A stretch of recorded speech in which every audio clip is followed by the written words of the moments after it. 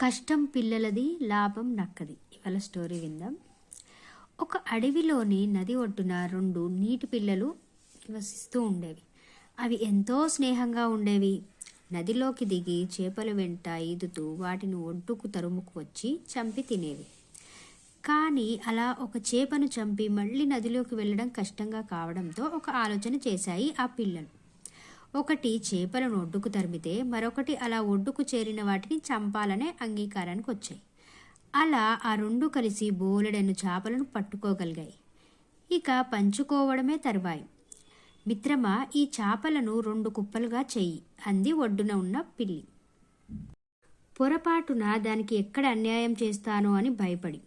లేదు మిత్రమా, నువ్వే పంచు అంది రెండోది.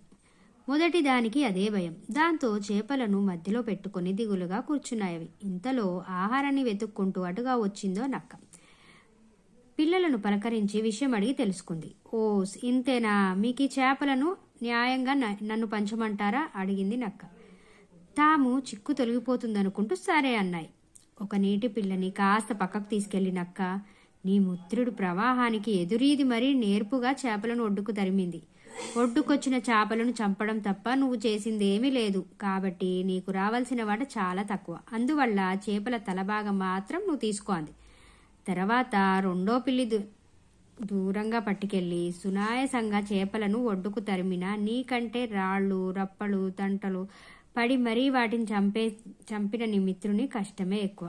అందువల్ల చేపల తోక భాగం మాత్రం నువ్వు తీసుకో అంది. ఆ మాటలకు 2 పిల్లులు దిగులుగా సరేనన్నాయి. తర్వాత నక్క చేపలన్నిటినీ తలలు, తోకలు కత్తిరించింది. ఒకదానికేమో తలలు, మరొకదానికేమో తోకలు పంచింది. మధ్యవర్తిత్వం చేసినందుకు చేపలు మధ్య భాగాలను తీసుకొని ఎంచక్కా విడిపోయింది.